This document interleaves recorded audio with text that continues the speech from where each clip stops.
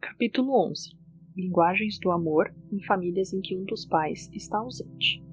Abastecer o tanque de amor de uma criança parece ser às vezes uma tarefa difícil. Você está cansado, seu filho é exigente e nessa hora quem precisa de amor é você. Pelo menos você tem o cônjuge para ajudá-lo, ou não. Em milhões de famílias monoparentais a resposta é não. Em vez de haver o pai e a mãe abastecendo consistentemente o tanque emocional das crianças, um deles executa a tarefa sozinho. Em vez de duas pessoas darem aos filhos um amor que flui por meio do relacionamento conjugal, agora o amor parte de uma mãe ou de um pai que está magoado, sozinho, pressionado e sem receber incentivo suficiente de outro adulto. Mesmo assim, é possível falar a linguagem do amor de seu filho e abastecer seu tanque de amor. Tudo o que afirmamos a respeito de amar seus filhos é verdadeiro, quer eles morem com um dos pais, quer residam com os dois. As famílias monoparentais enfrentam muitos outros problemas. No entanto, o poder das 5 linguagens do amor não é menor em função da configuração familiar. Ressaltamos isso sabendo que, dentre todas as famílias com filhos, cerca de 30% constituem lares em que um dos pais está ausente, de acordo com as estatísticas do Censo Americano de 2009. Pelo fato de muitas crianças viverem em lares assim, sentimos-nos compelidos a abordar algumas necessidades especiais dessas famílias, inclusive como praticar as linguagens do amor com os filhos. Entendemos que os lares monoparentais não são todos iguais. Alguns existem em consequência de divórcio e outros em consequência da morte de um dos cônjuges. Alguns pais nunca se casaram. Em 2008, aproximadamente 40% de todas as crianças nasceram de pais não casados. Nos lares onde existe apenas o pai ou a mãe, algumas crianças têm um contato positivo e frequente com aquele que não tem sua custódia, enquanto outras sofrem em razão de contatos negativos ou falta total de relacionamento. Algumas dessas famílias moram perto de parentes e desfrutam os benefícios da proximidade de avós, tios e primos. Muitas outras vivem distantes dos parentes e precisam se virar sozinhas. Seja qual for sua situação, se você é um pai ou uma mãe que está criando os filhos sem a ajuda de alguém, sabemos que pode expressar amor à sua família de forma eficaz, principalmente se falar a principal linguagem do amor de seus filhos. Quando tudo fica sob sua responsabilidade. O pai ou a mãe que precisa sustentar os filhos por conta própria e, ao mesmo tempo, manter uma carreira e algo que se assemelhe a uma vida pessoal, conhece as tensões que ocorrem no lar. Se essa for a sua situação, você conhece muito bem as pressões dos horários, as necessidades econômicas e as mudanças sociais e pessoais que você e seus filhos estão vivendo. Conhece as dúvidas a respeito de sua capacidade de realizar sua tarefa de modo adequado. Já ouviu todos os julgamentos de supostos entendidos sobre as armadilhas que aguardam seus filhos. Algumas vezes, você sente a solidão e a exaustão de ter de dar conta de tudo. A maioria dos lares monoparentais resulta de divórcio, e as pesquisas continuam a revelar que esse é um evento traumático para os filhos, principalmente quando não é bem administrado pelo pai e pela mãe. Quando um dos pais morre, a criança sabe que não havia escolha. Normalmente a morte foi precedida por uma doença, o que ajuda a criança a entender. O divórcio é a escolha de um dos pais, ou mesmo de ambos, ainda que aquela escolha pareça ser uma necessidade. O pai ou a mãe, que enviuvou, terá de lidar com as lembranças da criança não com a qualidade de uma ligação contínua, benéfica ou prejudicial, com aquele que se foi. O pai ou a mãe que se divorciou enfrenta anos de decisões quanto ao relacionamento com a parte que não detém a guarda dos filhos. Seria difícil mencionar outra mudança que tenha afetado mais profundamente a natureza de nossa sociedade atual que o divórcio. No entanto, o número crescente de famílias de pais separados é um problema social de muitas camadas e está além do alcance deste livro. Nosso foco está no que fazer agora. Como ajudar os filhos que se encontram em circunstâncias que não escolheram e que não podem mudar? Estamos também preocupados com os milhões de pais e mães que lutam solitária e corajosamente para manter a família intacta, criar filhos felizes e responsáveis, curando as feridas.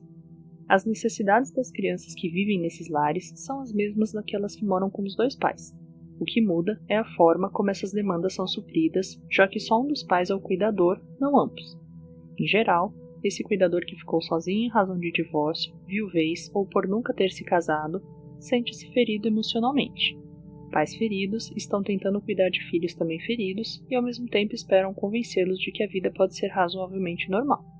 Em vez de as crianças terem de lidar com os problemas comuns do crescimento, elas agora assumem outro conjunto de preocupações que em teoria não deveria fazer parte de seu mundo.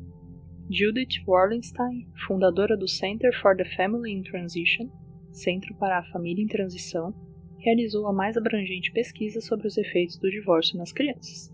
No livro Second Chances: Men, Women and Children a Decade After Divorce, Segundas Chances, Homens, Mulheres e Filhos, uma década depois do divórcio, em que dividiu a autoria com Sandra Blacksley, Wallenstein informa que iniciou a pesquisa com esta noção comumente difundida entre muitos adultos. O divórcio provoca um sofrimento imediato de curta duração, mas com o passar do tempo proporciona maior felicidade e satisfação para todos os envolvidos. Os anos de pesquisa de Wallenstein demonstraram que essa suposição não é verdadeira. As crianças não conseguem superar o sofrimento do divórcio. A maioria das crianças entrevistadas por Wallenstein, Blacksley e seus associados via-se como uma categoria especial, filhos do divórcio. Sentiam uma forte ligação com outras crianças que haviam passado pelas mesmas experiências. Suas emoções mais comuns eram medo, raiva e ansiedade. Mesmo 10 anos depois da separação dos pais, esses sentimentos vinham à tona com frequência, ajudando seu filho a lidar com o sofrimento. Esses sentimentos podem drenar imediatamente o amor do tanque emocional das crianças. Quando você falar a principal linguagem de seu filho a fim de abastecer seu tanque, saiba que será necessária uma dose muito maior de amor. Negação, ira, depois negociação e mais ira, essas são as reações comuns ao sofrimento experimentado tanto pelos filhos do divórcio quanto por aqueles que enfrentaram a morte de um dos pais. Com o tempo, as crianças apresentarão um nível maior de aceitação diante da perda. Algumas conseguem atravessar essas fases do sofrimento com mais rapidez se os adultos importantes de sua vida procurarem conversar francamente com elas sobre o ocorrido. Elas precisam de alguém para dialogar e de um ombro amigo onde possam chorar. Se os membros da família não puderem se envolver de forma útil, talvez elas disponham da solidariedade de um pastor, de um amigo ou de um conselheiro que desempenhe esse papel. Vamos analisar cada reação e saber como os pais e outros amigos adultos podem auxiliar a criança a aceitar a perda. É muito importante falar a principal linguagem do amor da criança durante esta fase. Isso a ajudará a lidar com o sofrimento. Negação. Normalmente, a primeira reação é a de negação. Nenhuma criança deseja acreditar que seus pais estão se separando ou que um deles morreu. Na mente dela, os pais se separaram por uns tempos ou aquele que morreu está viajando e logo retornará. Nessa fase, a criança se sente muito amedrontada e passa por um profundo sentimento de tristeza e perda. Talvez chore com frequência em razão do seu imenso desejo de que os pais se unam novamente. No caso do divórcio, ela também poderá sentir-se rejeitada. Ira. A fase de negação é acompanhada e sucedida por ira intensa. A criança fica irada com os pais porque eles violaram as leis implícitas que recaem sobre eles. Pais devem cuidar dos filhos e nunca abandoná-los. Essa ira será expressa abertamente, com palavras ou reprimida por medo de aborrecer os pais. Também pode haver receio de receber castigo por mau comportamento ou palavras enraivecidas. Uma criança visivelmente irada pode apresentar acesso de raiva, explosões verbais e até ser fisicamente destrutivo. Ela se sente impotente, não consegue expressar o que se passa em seu interior. Também apresenta uma imensa solidão e se sente incapaz de conversar com alguém. A ira da criança pode voltar-se diretamente contra o pai ou a mãe que a deixou, contra aquele que ficou com sua guarda ou contra ambos. No caso de perda por morte, é possível que a ira se volte diretamente contra Deus. A criança tem enorme necessidade de sentir-se amada, de saber que alguém se importa com ela de verdade. Provavelmente não receberá esse amor daquele que foi embora, e também não receberá a dose de amor necessária daquele que ficou com ela. Além disso, se acreditar que o pai ou a mãe responsável por sua guarda tem a culpa pelo divórcio, ela talvez não aceite as expressões de carinho de nenhum dos dois. Por esse motivo, avós e outros familiares, professores e líderes religiosos precisam ser sensíveis às oportunidades de suprir de modo significativo essa demanda da criança por amor. Se eles conhecerem a principal linguagem dela, os esforços para suprir suas necessidades emocionais serão muito mais eficazes.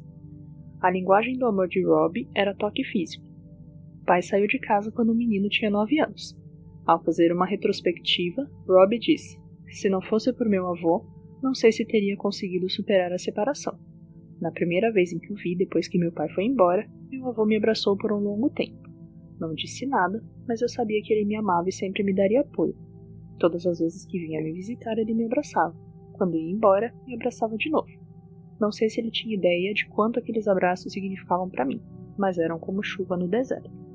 Minha mãe me ajudou muito porque me deixou falar, fazia perguntas e me incentivava a compartilhar meu sofrimento. Eu sabia que ela me amava, mas no início eu não queria receber seu amor. Ela tentava me abraçar e eu só a empurrava. Acho que eu a culpava por meu pai ter ido embora. Só percebi que fui injusto com ela quando descobri que meu pai havia partido por causa de outra mulher. Então comecei a aceitar seus abraços e nos aproximamos novamente. Negociação. A negação e a ira são sucedidas pela negociação. Quando os pais se separam, a criança esforça-se ao máximo para uni-los de novo. Talvez converse com eles em separado ou em conjunto e implora para que resolvam suas diferenças e restabeleçam a unidade da família. Se a negociação verbal não funcionar, o filho poderá tentar manipular os pais inconscientemente, exibindo um péssimo comportamento para chamar a atenção deles. Ou, então, fará um teste para saber se realmente se preocupam com seu bem-estar. Esse teste poderá incluir uso de drogas, pequenos furtos, vandalismo, atividade sexual e até suicídio. Mais ira. Depois da negociação, a ira aumenta. No coração da criança cujos pais se divorciaram, a ira se instala e persiste longamente. Durante pelo menos um ano após o divórcio, é provável que a criança continue lutando contra sentimentos de culpa, raiva, medo e insegurança. A canalização de tanta energia nesses sentimentos pode resultar em notas baixas na escola, comportamento social mais agressivo e negativo, menos respeito pelos adultos e grande solidão. É nesse ambiente doloroso que o pai ou a mãe busca suprir por si só as necessidades de amor do filho, e ao mesmo tempo estabelecer alguma aparência de normalidade em casa. A tarefa desse pai ou dessa mãe não é nada fácil. Wardenstein escreveu: depois do divórcio você caminha sozinho, não tem mais ninguém. É assustador. Ao mesmo tempo, as crianças pequenas necessitam de você com mais frequência. Elas ficam agitadas, mal-humoradas e mais apegadas. Criar filhos sempre exige mais tempo do que se imagina. Eles apresentam mais crises do que você espera, exigem sacrifício de tempo, imploram por dinheiro, insistem em visitar o trabalho do adulto e clamam por brincadeiras. Aprender a encher o tanque de amor de seu filho enquanto o seu está vazio é uma tarefa difícil. Mas o pai ou a mãe que age sabiamente, assim como fez a mãe de Robbie, passa a entender quais são as necessidades peculiares do filho e procura supri-las.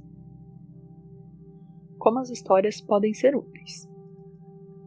Crianças sobrecarregadas de sentimentos negativos enfrentam dificuldade para pensar com clareza. Se você se vê sozinho no cuidado de filhos assim, leia junto com eles. Isso poderá ajudá-los a começar a pensar com mais clareza sobre suas dores e perdas. Escolha um livro cujo enredo sejam capazes de entender. Selecione histórias, canções e poemas apropriados para a idade de cada um de seus filhos, inclusive os que tiverem no início da adolescência. Esse poderá ser um tempo aconchegante e de união. Muitas histórias agradáveis contêm ótimas lições éticas e morais, como as de Pinóquio. Há também os escritos de Beatrix Potter, As Aventuras de Pedro Coelho e Pedro Carteiro. Recomendamos a leitura de O Livro das Virtudes, de William Bennett. Observe atentamente as reações de seu filho enquanto lê para ele.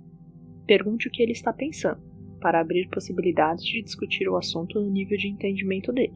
Se estiver lendo sobre uma criança ou um animal perdido, e seu filho demonstrar preocupação, haverá uma ótima oportunidade para elogiá-lo por ele ter um coração sensível. Você poderá explicar também o que significa sentir-se perdido ou perder alguém muito querido. As crianças também precisam de ajuda para lidar com o jogo da culpa. A ira pode confundir-lhes o pensamento.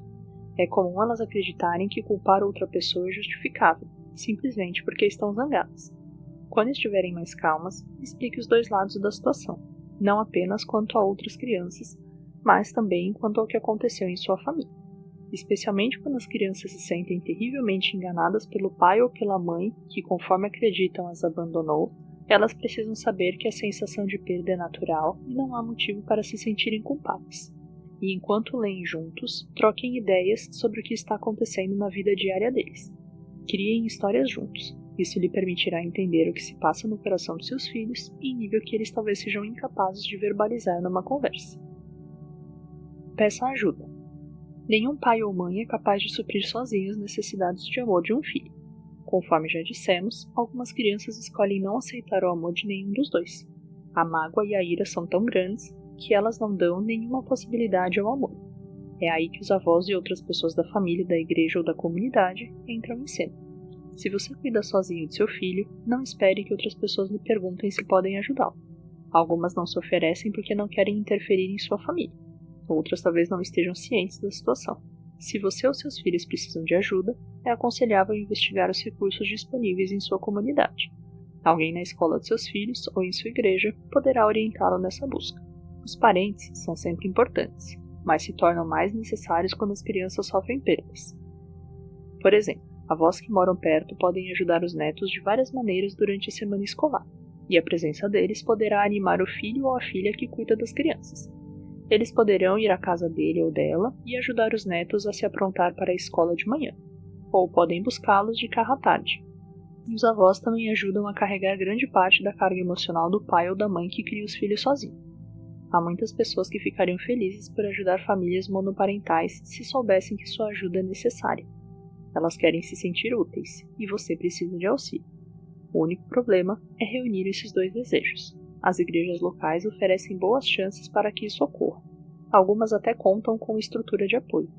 Se achar difícil expor suas necessidades, lembre-se que não está agindo em benefício próprio, mas para o bem-estar de seus filhos.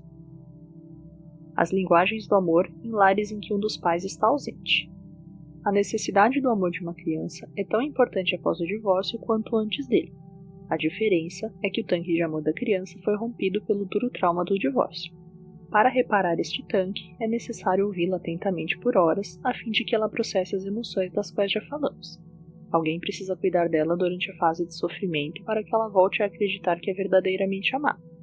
O processo de consertar o tanque de amor é, em si, uma expressão amorosa. Ouvir mais, falar menos, ajudar seu filho a encarar a realidade, reconhecer sua mágoa e solidarizar-se com seu sofrimento. Tudo isso faz parte do processo. Evidentemente, a principal maneira de reabastecer o tanque de amor é falar a linguagem do amor de seu filho. Tenha em mente que a principal linguagem do amor da criança não muda simplesmente porque houve uma separação entre os pais, por divórcio ou por morte. Aprenda a linguagem do amor de seu filho e informe-a aos outros adultos importantes na vida dele. Nas primeiras semanas após o divórcio, quando a criança ainda se sente incapaz de receber amor do pai ou da mãe, os outros adultos importantes na vida dela talvez sejam os únicos capazes de expressar-lhe amor. Se seu filho recebe amor principalmente por meio de palavras de afirmação, ele poderá recebê-las dos avós ou de outros adultos, mesmo que rejeite temporariamente o afeto vindo de você. A criança cuja principal linguagem do amor são os presentes poderá atirar o objeto recebido no rosto do pai ou da mãe que se divorciou recentemente. Não se zangue com essa atitude. Entenda que isso faz parte do processo de sofrimento da criança. Assim que ela atingir a fase de aceitação e compreender que não pode restaurar o casamento dos pais, que terá de morar com um deles, talvez consiga receber emocionalmente o amor oferecido por ambos. Se os filhos receberem o tipo de amor correto nos momentos em que realmente precisam dele, poderão sair intactos dos sofrimentos causados pela separação e ter uma vida adulta satisfatória. Um exemplo disso é Bob Kobiluch, presidente da Christian Camping Foundation, Fundação Acampamento Cristão. O pai de Bob era um empresário bem-sucedido e a mãe era dona de casa. Quando Bob era jovem, o pai abandonou os negócios para fazer parte de uma seita e mudou-se de casa diversas vezes com sua família de 5 meninos. Na época em que o pai ficou completamente incapacitado por causa de uma poliomielite, a família voltou ao estado de Wisconsin para morar perto dos parentes. Bob tinha 9 anos quando seus pais se divorciaram. Por volta dessa época, Bob e os irmãos receberam a influência de cristãos e todos aceitaram a Cristo como seu salvador. Sem nenhum meio de sustento, a mãe foi forçada a viver à custa do governo até conseguir empregos suficientes para sustentar a família. Mais tarde, ela concluiu sua graduação e formou-se professora. Hoje, Bob e seus irmãos são felizes no casamento, bem educados e produtivos. Bob disse: "Mamãe sempre se concentrava nos pontos positivos, não falava sobre coisas negativas. Parecia que éramos uma família normal. Eu não sabia que não éramos. Não sei o que teria sido de nós sem uma mãe piedosa e sem parentes que serviram de exemplos de vida cristã. Sou grato a Deus por minha formação e por minha mãe, que nos criou sozinha." Archibald Hart, reitor emérito da Escola de Psicologia do Seminário Fuller, na Califórnia, acredita à força de sua família e a Deus o seu firme desenvolvimento num lar monoparental. Originária da África do Sul, a família Hart se separou depois de anos de conflito. A mãe de Archibald parecia mais feliz após o divórcio, mas as preocupações econômicas a forçaram a enviar o garoto e seu irmão para morar na casa dos avós. Os avós exerceram forte influência cristã na vida dos meninos e os motivaram dizendo: "Não há nada que vocês não possam fazer." Hart dá este conselho aos pais que criam os filhos sozinhos: "Nada é imutável. Se agora você não tem uma estrutura de apoio, trate de construí-la e ficará surpreso ao ver como muitas pessoas reagirão a ela. Seus filhos serão mais maleáveis, produtivos e criativos se as circunstâncias forem apropriadas. Uma vida muito fácil não é boa para a alma. Mantenha a esperança e agarre-se aos sonhos que tem para seus filhos. Embora a situação pareça difícil agora, haverá um novo dia, um novo ano. Se você e seus filhos estão progredindo com firmeza e se distanciando da sensação de perda, se todos estão prosperando nas diversas áreas da vida, tenha certeza de que a melhora continuará. Ela se tornará um padrão, um hábito que não será facilmente esquecido." Suprindo a sua necessidade de amor. Apesar de termos falado principalmente da criança cujos pais se divorciaram, estamos perfeitamente cientes de que o pai ou a mãe que cria os filhos sozinho, desejoso de suprir as necessidades deles, também tem suas carências. Enquanto a criança lida com as emoções de culpa, medo, ira e insegurança, um dos pais, ou ambos, está também lutando com emoções semelhantes. A mãe abandonada pelo marido talvez encontre um novo companheiro. A mãe que obrigou o marido violento a ir embora de casa talvez lute com os próprios sentimentos de rejeição e solidão. A necessidade emocional dos pais separados é tão real quanto a necessidade de qualquer pessoa. Pelo fato de tal demanda não poder ser suprida pelo ex-cônjuge ou pelos filhos, é comum o pai ou a mãe procurar os amigos. Esse é um meio eficiente de começar a abastecer o próprio tanque de amor. Uma palavra de cautela quando fizer novas amizades. A essa altura, você estará extremamente vulnerável a representantes do sexo oposto que poderão se aproveitar de seus momentos de fraqueza. Como carece desesperadamente de amor, há o grande perigo de aceitar o afeto de alguém que se aproveitará de você em termos sexuais, financeiros ou emocionais. Logo após a separação, é extremamente importante que você seja muito seletivo ao escolher novos amigos. A fonte de amor mais segura e confiável encontra-se nas amizades mais antigas que conhecem os outros membros da família. O pai ou a mãe separado que tenta suprir suas necessidades de amor de maneira irresponsável pode colher resultados trágicos. Você encontra uma tremenda reserva de amor em seus filhos, pois eles o amam de verdade e precisam de seu amor.